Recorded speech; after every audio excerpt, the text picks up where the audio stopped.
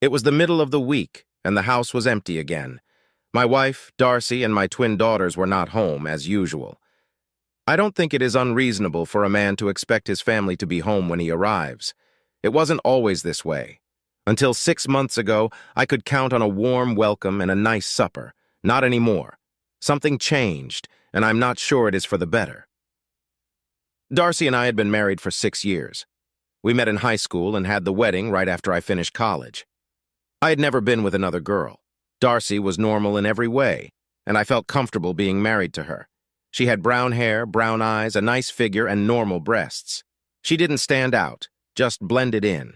Because of this, I never had any reason to doubt her fidelity. Maybe that is the reason I should have. We had 2 beautiful 4-year-old twin daughters, Janet and Janice. I loved them dearly, but Darcy didn't seem to feel the same way. She didn't enjoy the childbirth and insisted that I get fixed immediately afterwards. For the first few years, she would look forward to my getting home so that I could look after the twins. Then we met Bill and Emily. Emily Mercer could not have children of her own and would volunteer to babysit every chance she got.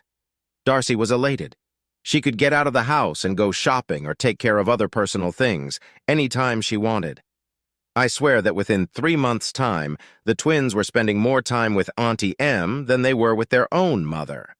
Quite often, the 4 of them would go out together, but usually, Emily would watch the girls while Darcy was running around. Lately, I started to wonder exactly what the running around was that Darcy was doing. It didn't seem to be necessary to be gone that often to support a normal household. Overall, I was happy with my life. I had a comfortable job, a nice home, a late model car, and a picture-perfect family. Darcy and I would go out occasionally, while Bill and Emily babysat the twins. On weekends, the 4 of us would get together to play cards or have a barbecue. I liked Bill and enjoyed his company. I wasn't sure of Emily, but Darcy seemed to love her. My concern about how my wife spent her free time was not deep enough to cause me to look into things. I just sort of made a mental note of it and moved on. It was a Tuesday morning when things got interesting. I parked my BMW in my reserved spot at work. I was high enough on the food chain to get a parking spot, but not a good one. It was at the end of the lot and on a slant, but better than no slot at all. A level parking lot in our town was rare. Why the founding fathers choose a place as hilly as this to build a city on always baffled me. I was only at work for about an hour when I had to go out on a call. I think the crappy parking spot saved my life. It hadn't rained it several days, but there was a wet spot on the ground by my front wheel. Normally, I wouldn't have had a second thought about it, but not today. It was running across the asphalt in small, shiny rivulets. There was a metallic shine to the liquid, and I felt forced to touch it with my finger. It was not water. The BMW was less than a year old, and I could not imagine that anything had broken. I definitely did not want to drive it. 20 minutes later, a mechanic was on his back looking under my car. "I am sorry, Mr. Evans, but I am going to have to report this to the police." A broken brake line has to be reported to the police. Sorry, but that doesn't make sense. I am not an expert at this stuff, but that line didn't break or come loose. It was tampered with. You mean it was cut? No, it wasn't cut. It looks like it was filed or sanded down with something. Things like that don't happen by accident to metal flex lines. This was done on purpose. Don't touch anything and let the cops handle it. How far could I have gone? 2 blocks at the most, and the whole system would have been emptied. With the hills in this town, you would have had a hell of a ride and a nasty stop.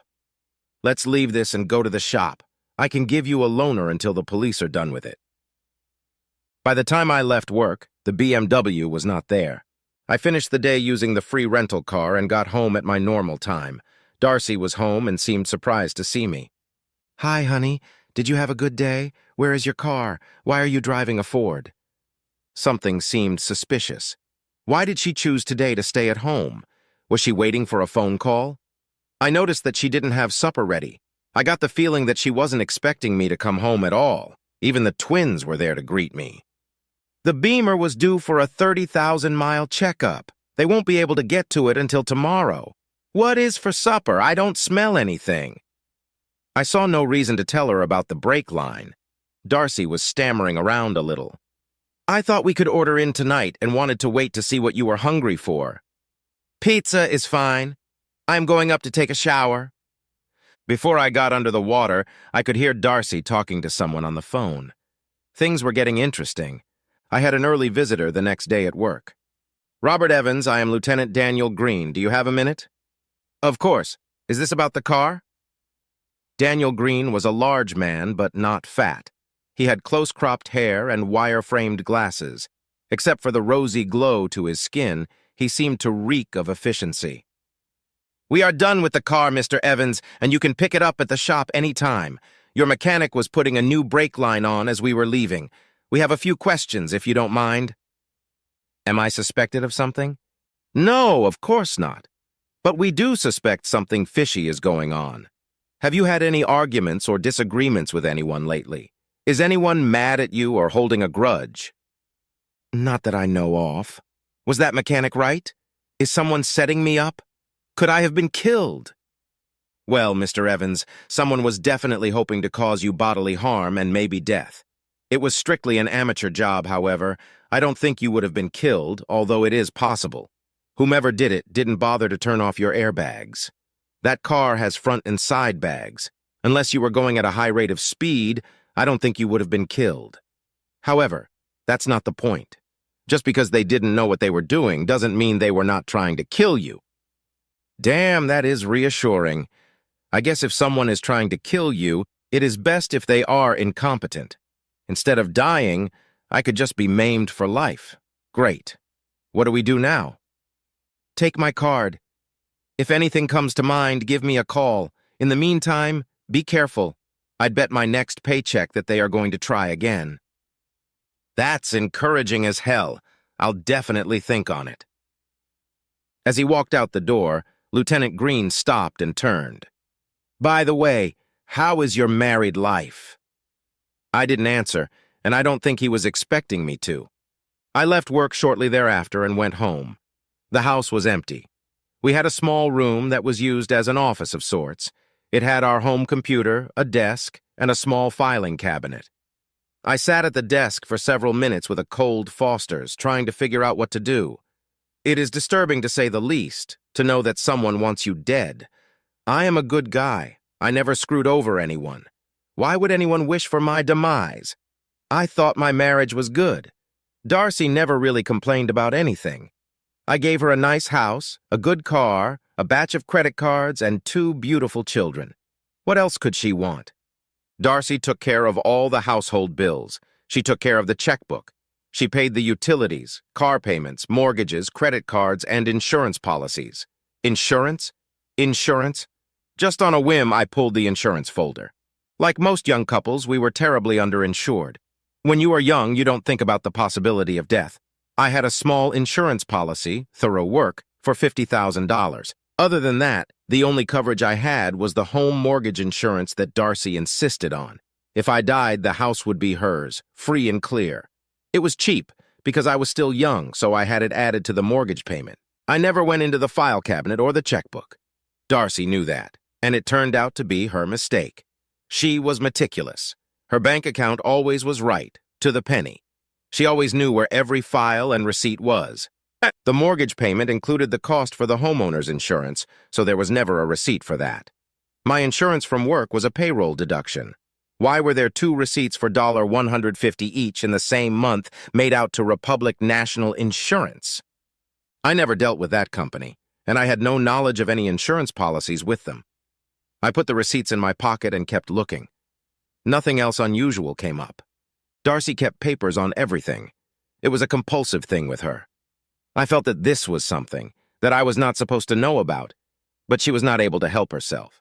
She had to keep the proof of the payment to satisfy her compulsion. I called the Mercer house. Emily had the kids and said Darcy was shopping. She was friendly, but evasive. I called Darcy's cell phone, but it was turned off. Interesting. I decided to go for lunch and then do some investigating. Robert Evans, fancy seeing you here. What can I do for you? The lady behind the customer service desk at Republican National Insurance was Debbie Martin, or at least that was her name when we went to high school together. She had her own private office, and the desk nameplate said D. Reynolds. I remembered her because she was the only girl who ever asked me out. Although everyone knew that Darcy and I were a couple, she asked anyway, just in case. Of course, I turned her down. Her hair was cropped very close with an auburn tint. She had a good tan and her makeup was perfect. "Well, how are you, Debbie? Haven't seen you since high school and we live in the same town." "Well and kicking. It's good to see you again. Sorry to hear about your marriage." Now she really got my attention. What was she sorry to hear about? I had a strong feeling that something was going on, and this random comment by a woman I had not seen in several years just intensified it. I could not and did not reply to what Debbie had just said. She picked up on this immediately. "Oh, shit. I'm sorry as hell. Forget I said anything, Bob. I was way out of line. Sometimes my mouth gets away from me." Debbie was tripping all over herself, trying to undo what could not be undone. She said it, and I remembered it. I finally broke the awkward point by asking the question I came to find the answer for. "Can you tell me what these receipts are for?" She took them from my hand and seemed relieved that I had chosen not to pursue the previous discussion. After a few clicks on the keyboard, she sighed and gave me a pathetic look. "Bob, I hate to say this, but it seems as if this reunion is going downhill at a rapid rate." I didn't reply. She clicked a few more keys and then leaned back in her chair. "Do you know a man named Philip Chase?" "No, can't say that I do. Is there some reason I should know him?" Debbie reached around and rummaged through some magazines on the credenza on the side of her desk. She made her selection and opened it. "That's Philip Chase. Have you ever seen him before?" "Yes, as a matter of fact, I have. He was at a barbecue that my neighbors gave about 6 months ago. I remember him quite well because I felt he was paying too much attention to my wife. I even remember commenting about it to Darcy at the time. What does he have to do with this?" Debbie got up and closed her office door. After returning to her desk, she leaned forward and looked straight into my eyes. Her friendly demeanor had turned serious. It was obvious that she didn't want to say what had to be said. "Darcy has been having lunch with Philip Chase a couple times a week for the last 3 months. Sometimes they are long lunches. Philip has dropped a few remarks to his co-workers that they are planning to be married in the near future. Nobody else in the company knows Darcy except me. I knew she was married, and I knew it was to you. That's why I misspoke when I first saw you. I assumed that this was something you knew about, and that you were here to settle some insurance questions related to a pending divorce. I apologize for being insensitive." "Do you know this guy?" "We work in the same building and for the same company. I always thought he was an asshole and never understood what Darcy saw in him, especially since she had you." I found the last part of that comment to be interesting. "What were the receipts for?" "Technically, you should know. About a month ago, you took out $250,000 term life insurance policies. This was the initial payment on those policies. That is the maximum amount you could get on those policies without a physical. Both policies are double indemnity in case of accidental death. That's a cool $1,000,000. From the look on your face, I am guessing you knew nothing about this." "Just curious. Who was the agent that wrote these policies for me?" Debbie glanced at the screen quickly. "Surprise, surprise! It was your favorite insurance man, Philip Chase." "I assume I had to sign something at some time?" Debbie turned the screen so that we could both see it, and then paged to both documents. The signature looked like mine, and amazingly enough, in both places were exactly the same, as if it were a copy or some type of facsimile. We both sat and looked at each other. She was waiting for me to say something, and I didn't know what to say. Finally, I reached into my coat pocket and slid Daniel Green's card across to her. "Can you call this guy and explain to him what is going on? I am afraid if I do it, some of the credibility will be lost." Debbie looked at the card and back at me. "Something else is going on here, isn't it, Bob?" "Yeah, I am afraid so." As I got up to leave, she asked one last question. "Am I going to see you again?" I thought about the question a long time. I guess it was only a fraction of a second in real time, but it went deeper in my mind. "Professionally or socially?" "Either." I gestured to the nameplate on her desk. "What about Mr. Reynolds?" "He is long gone." We were both smiling as I walked out the door. It was still early in the afternoon when I arrived at the empty house. I plopped myself down in my comfy chair with a long neck and thought about the situation and the afternoon. It became clear that Darcy met Philip at the party the Mercers gave. Where did they know Philip from, and why did they invite him? How come I never saw him at any functions or parties after that? How did Darcy and Philip become so close in such a short time? How close were they? It seemed like there were more questions than answers at this point. I decided to switch to coffee when the doorbell rang. Things would get a little clearer now. It was a messenger envelope addressed to Darcy and marked personal. After a bit of squabbling, the delivery guy let me sign for it. It was one of those envelopes that could not be opened without totally destroying it. I sat at the kitchen table with the envelope and a new cup of coffee. A razor blade and a bottle of rubber cement was all I need to solve the envelope problem. The contents of the envelope are what really bothered me. After a quick glance at the legal-sized document, I went into the den and fired up the computer and the scanner. 5 minutes later, Detective Green had a copy of the document on his email. I am sure that information obtained this way does not conform to all the complex legal requirements nowadays, but I just waited him to have the information. The document was full of complicated legal terms and came from a law firm about 50 miles from home. It was a legal agreement for William and Emily Mercer to adopt the twins. Darcy relinquished all parental rights to the girls and gave them to the Mercers, lock, stock, and barrel. Nowhere in the document was my name or any reference to me at all. It was as if I didn't exist. A lot of things became clearer now. I was now sure that I had to be a little more careful about having accidents. I left Darcy a note saying that I had to go out of town for a few days, on business. I was sure she would see it, because it was on top of her specially delivered envelope. I checked one last time to be certain that there was no indication it had been opened. I was looking forward to a few nights in a motel. Daniel Green was waiting for me when I arrived at work the next day. He was all smiles. I like it when things come together. I hope I was at least a little helpful.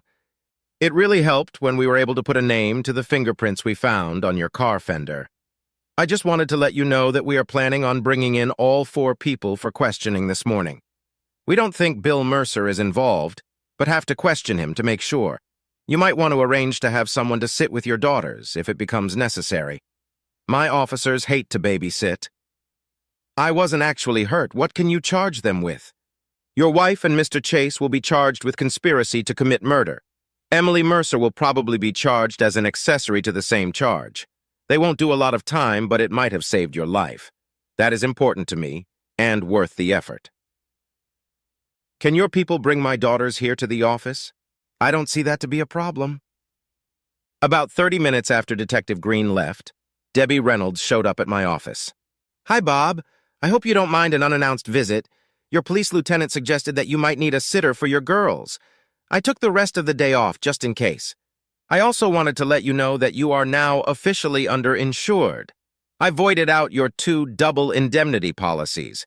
You really should consider getting more life insurance. I was glad to see Debbie and welcomed the frivolity she brought with her. I'm glad you came. The girls probably won't be here for a while, so you can tell me all about the mysterious Mr. Reynolds. The twins didn't show up for another hour. Debbie had plenty of time to tell me about her disastrous marriage. She also told me about several attempts she made to split up Darcy and me while we were still in high school. Of course, I was oblivious to it all, but apparently Darcy was aware of her attempts. Debbie got along with the girls even better than Emily did. In a matter of minutes, I was totally out of the picture. They were a handful at their age, so I was relieved to have the help. 2 hours later, I got a call from Darcy. Robert, I am in trouble. There has been a big mistake, and I need you to come down to the police station and post my bail. Post bail? Post bail for what? What were you arrested for? It's complicated, Bob. I'll explain it when you get here. Can you get here soon? Gee, Darcy, I'm sort of stuck here at the office. I'll call your parents. I'm sure they will be able to help you out. No, Bob, don't call my parents. They won't understand. You have to come down here. Please hurry. I didn't respond. Bob? Are you there, Bob? What is wrong? Are you coming down? No, Darcy, I am not coming down. I'll call your parents for you. Goodbye. She was still pleading as I hung up the phone. I had just finished observing a major installation in Spokane and was heading east on Highway 90 to see an old friend, Joe Neely, who lived on the shores of Lake Coeur d'Alene in northern Idaho. This was not my first trip to the Pacific Northwest, but it was the first time I had been to this part of Idaho.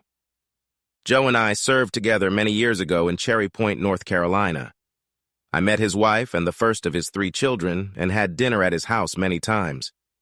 When he left, we promised to keep in touch, and over the years, we sent each other frequent cards and letters. I hadn't heard from him for several months, so when I told him I would be in Spokane, he invited me to visit. I followed his directions and eventually ended up in front of his log house, built on a wooded bluff overlooking Lake Coeur d'Alene. As I pulled up, he stepped out of the house and we exchanged hearty handshakes and manly hugs. He looked a little older than I remembered, but he was as strong as ever. "What's up, old salt?" he asked. "Fine," I answered him. "And you?" "I could complain, but that wouldn't do any good," he replied, laughing. "Come on out. I've got elk steaks on the grill and beer in the icebox." I could smell the barbecue, and the invitation to taste the elk steaks made my mouth water. "Where's your lovely wife?" I asked as he handed me a cold beer. "She passed away a few months ago or so," he replied sadly. "She was diagnosed with pancreatic cancer, but by the time they discovered it, it was too late." "I'm sorry to hear that," I said. "I thought the world of Wendy." "Thank you," he said. "She was a damn good woman. The best." "Are you guys dating again or what?" I asked.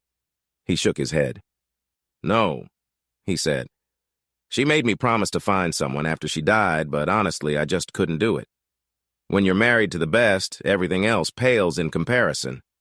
He served the elk steaks and we started eating. I'd never eaten elk before, so this was a real treat. "How are you holding up?" I asked. "Fine," he replied.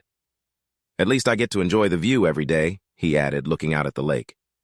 "Wendy and I fell in love with this place the first time we saw it and decided to stay. The kids come here a couple times a year, and I get to spoil the grandkids." He looked at me for a minute before continuing. "You know, Wendy wasn't my first wife," he said. "No, I didn't know that," I told him. "And I never told you about my first wife, but if she hadn't cheated on me, I never would have met Wendy," he said. "I don't know if I told you, but I read your stories on the website. Enjoyed the hell out of them." "Thanks," I told him. "It's just a hobby of mine while I'm on the road, just for fun." "You really stirred up a hornet's nest with a couple of them," he said, smiling. "Screw the critics, that's what I say. Keep writing." "I appreciate it," I told him. "You might want to write a story about what happened to me and my first wife," he said. "I'll definitely listen to it," I told him, pulling out the audio recorder. "Would you mind if I recorded it? I want to make sure I get it right." "Go ahead," he said. He started telling his story after I put the recorder on the table between us. Joe's story. "I enlisted in the Marines right out of high school in 1974. It was either that or spend the rest of my life working at my father's hardware store. After boot camp, I ended up at MCAS El Toro Base in California. That's where I first met Marcy. She was a year younger than me, and we hit it off great.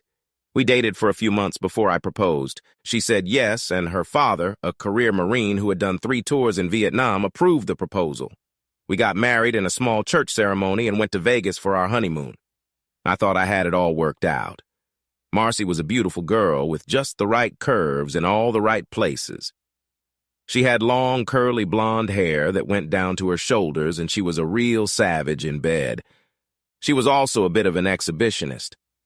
I'll never forget one night when we were in the pool at the apartment complex where we lived in Anaheim. There was no one around, so she took off her bikini and threw it on the side of the pool. I wasn't stupid. I took off my swim trunks and headed to the edge of the pool where she was standing, her breasts just above the water. When we were done and out of the pool, I wrapped a towel around me and picked up my swim trunks. But not Marcy. She just took the towel and bikini and walked completely naked to our apartment, which was on the 2nd floor in another part of the complex. Hell, anyone could see her if they were looking.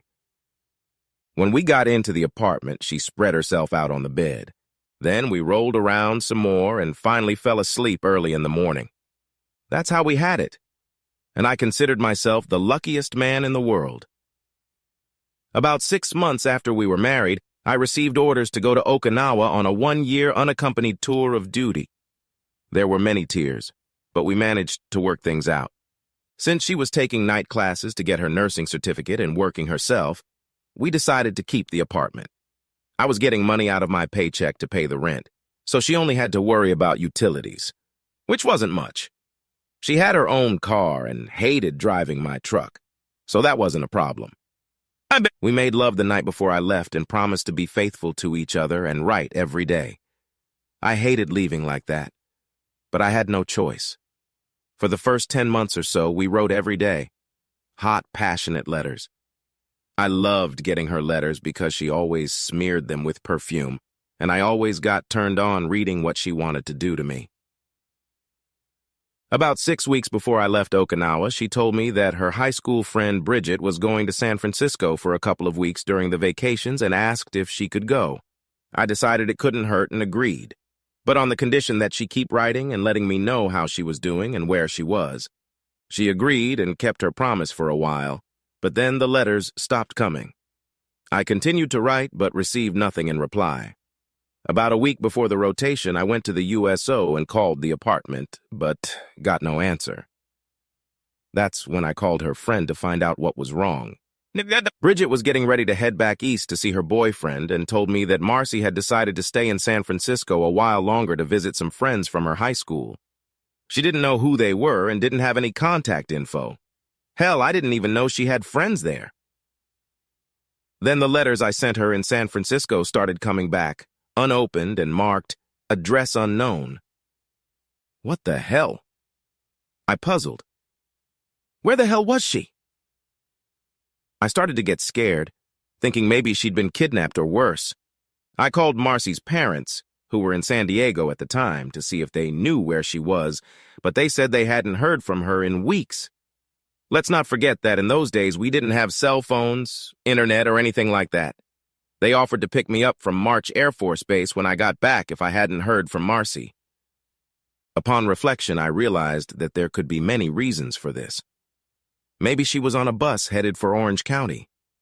So I decided to wait until I got home and hoped she would be there.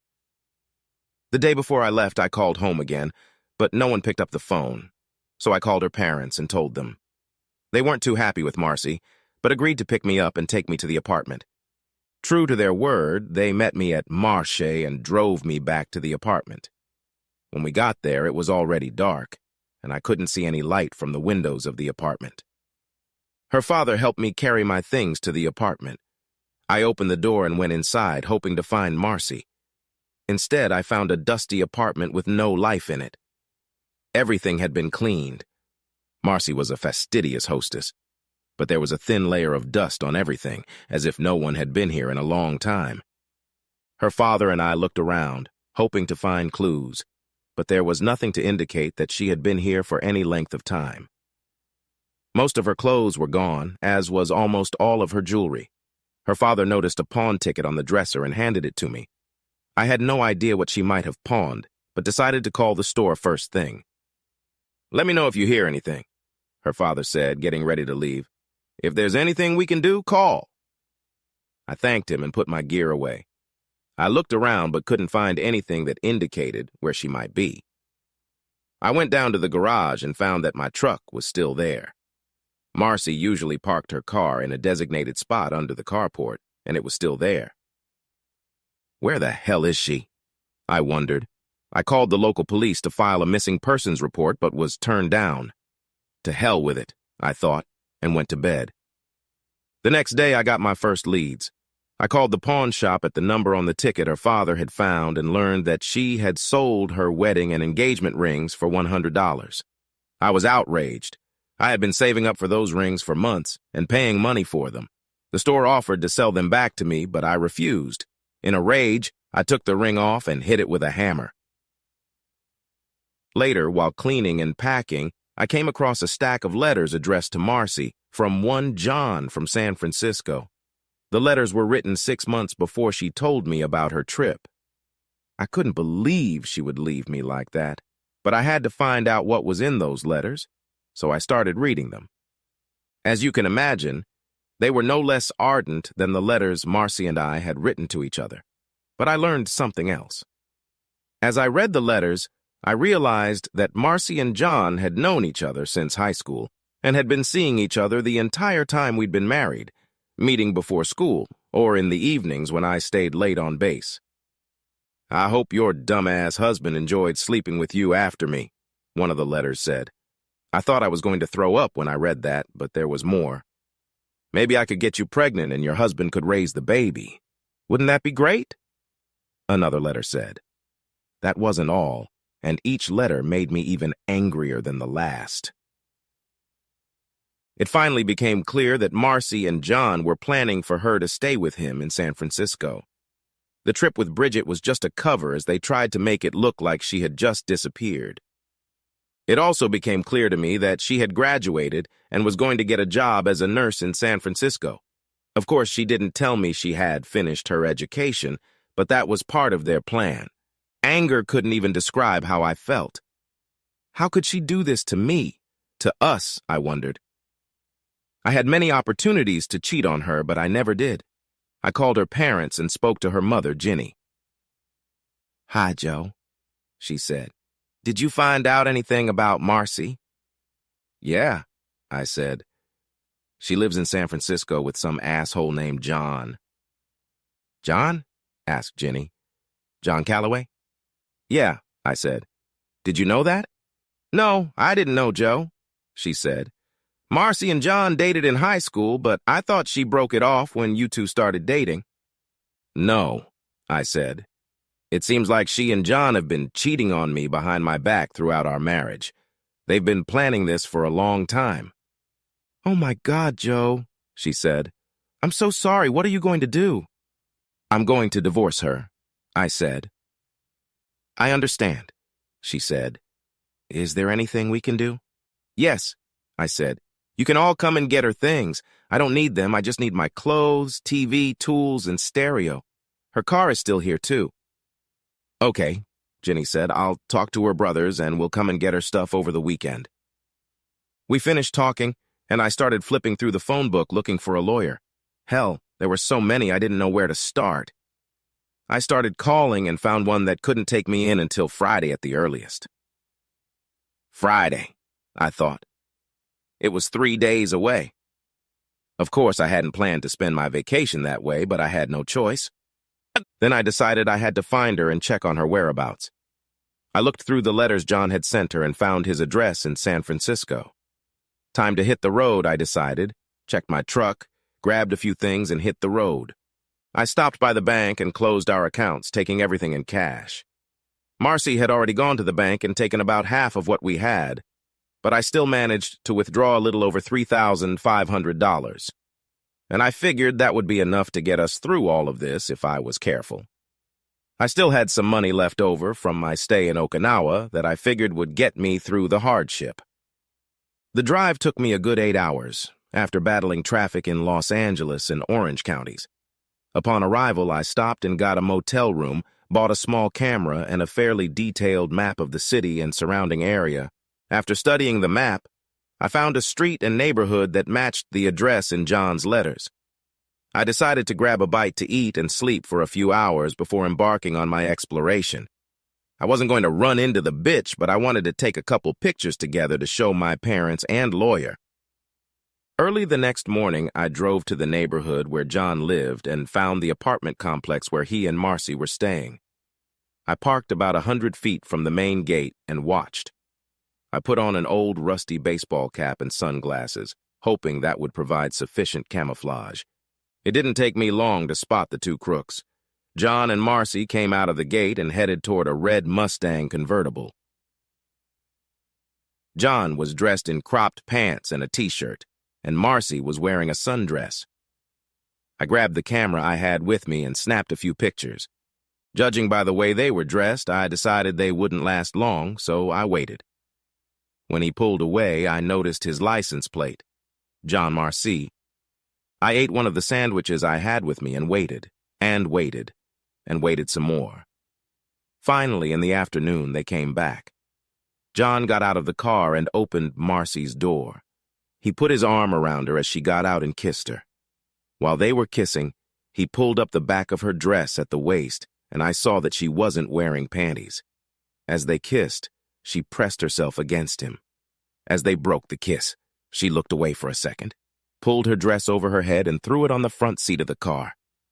I took pictures of all of these, thinking they would make good evidence for my divorce. She reached for the zipper on his shorts, and I thought she was going to fuck him right there. It took everything I had not to lunge at them and beat the shit out of them right there.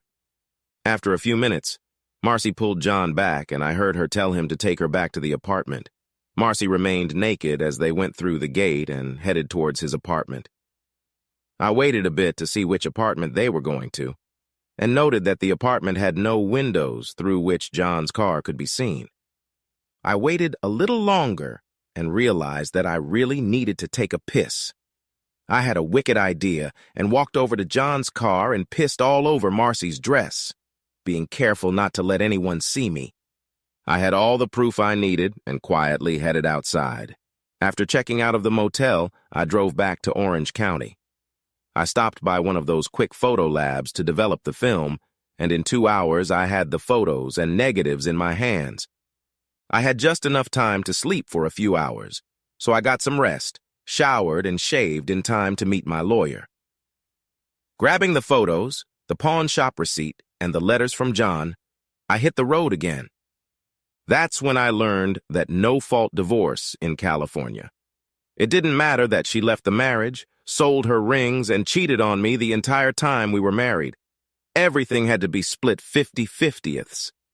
The lawyer asked how much money we had in the bank, and I told him the truth. Nothing. I also told him that she had already taken half of what we had. Besides, I added, she was making more money than me, even though she was working part-time and now had a nursing certificate. I showed him one of her paychecks, which showed that her take-home pay was almost double my pre-tax income. He warned me against trying to hide anything, and I explained that I had just returned from a year-long business trip to Okinawa and was headed to the East Coast, so I couldn't drop everything and run to court. He assured me that the law provided for that, and I would not have to appear in court in person. I gave him the address where Marcy and her lover lived and offered to serve her summons there. The lawyer took all the information and said the papers would be drawn up and she would be served in a few days. If all went well, he said, I would be a free man in 6 months. He gave me his card and asked me to call him when I had a good mailing address in North Carolina. I gave him an upfront cash payment and left. When I returned home, I stopped by the apartment management office and informed them that I intended to leave by Monday morning. I then scheduled a time to disconnect utilities and got busy packing and cleaning. When Marcy's family arrived Saturday morning, they cleaned out the apartment and drove Marcy's car back to San Diego. "So what's going on?" her father asked before he left. I pulled out the pictures I'd taken and the letters from John and showed him. His face turned white. "That stupid girl," he said. "I'm so sorry, Joe. I thought I raised her better than that. You didn't do anything to hurt them, did you?" "No," I said. "I wanted to kick that bastard in the balls, but I didn't. I decided she wasn't worth going to jail over. No offense. I did customize something for his car, though." He looked at me cheerfully. "What do you mean?" he asked. I told him I pissed and shit on his car and Marcy's dress. To that he laughed. "It just seemed like it at the time," I said. He smiled and held out his hand. "Keep in touch, Joe," he said. "You're always welcome in our home." "Thanks," I said. The day ended and I went out for a beer and a burger, then came home and spread my stuff out on the floor as everything else was put away. Sunday I finished cleaning up and loaded up the car. I didn't have much stuff, just clothes, a TV, a stereo I bought in Okinawa, and tools. After securing everything, I put the top on the bed of the truck. One more night on the floor, and the next day, after getting the deposit and money for the cleanup, I left. I still had a little time left, so I stopped by my folks in Texas for a few days and then traveled to Cherry Point, North Carolina. When I got there, I still had over $2,500 in cash plus my rent check, so I opened a new account at the credit union and moved into a barracks. A couple months or so later, I got word from my lawyer that the divorce was final. Apparently, Marcy had decided not to contest anything and hadn't even asked for alimony. That night, I was celebrating at one of the bars in town, which is where I met Wendy. She was drinking alone, and I offered to buy her something, and she agreed. We got to talking, and it turned out that she had just dumped her boyfriend, who she had caught with another girl. We were both a little skittish and took things slow, but after a few months of getting to know each other, we fell in love with each other. We made insanely passionate love. When we were done, she propped herself up on her elbow and looked into my eyes. "You know, I'm a strict one-to-one guy," she said, "and I won't tolerate cheating." "I'm strictly a one-woman man," I told her, "and I just divorced a woman who cheated on me." She smiled and wrapped her arms around me. "Good," she said, and kissed me deeply. That night, I proposed to her, and she accepted. A few months later, we were married in the chapel on base, and the rest is history. "So, Joe," I asked, "did you ever see your ex-wife after that?" He looked at me and took a sip of his beer. "Actually, yeah," he said. "Her father retired from the Corps after about 10 years and was opening a gun store. He invited Wendy and me to come and celebrate with him and his family, which we did. I was stationed at Camp Pendleton, so it wasn't too far of a drive. We had 3 kids by then, so we all got in the SUV and drove." He took another sip of beer. "She was the only one there. Turns out she caught John cheating with another woman," he said. "She looked awful. I guess she'd gained about 100 pounds since I last saw her. She saw us together and almost burst into tears. I introduced her to Wendy and the kids, and I thought she was going to cry. Then I leaned over to her and asked, 'Did John ever clean all that crap out of his car?' He smiled and took a sip of his beer. I thought she was going to freak out, he said. 'Did you do that?' she asked. I told her I won't say anything and walked away. 'Did she ever apologize to you or explain why she did it?' I asked. He shook his head. 'No,' he said. 'She never apologized. And I didn't want to hear her rambling excuses. Besides, what's done is done, and nothing she says will change that.' He handed me a picture of him and Wendy with the kids. 'But there is one good thing to come out of all this,' he said. 'What's that?' I asked. 'If Marcy hadn't cheated on me, I never would have met Wendy, and those 3 beautiful children would never have been born,' he said. 'Sounds like 4 good things to me,' I said. He thought for a moment, smiled, and touched my beer bottle with his. 4 good things it is,' he said, 'and let's not forget the 6 beautiful grandchildren. And let's not forget the 6 beautiful grandchildren.'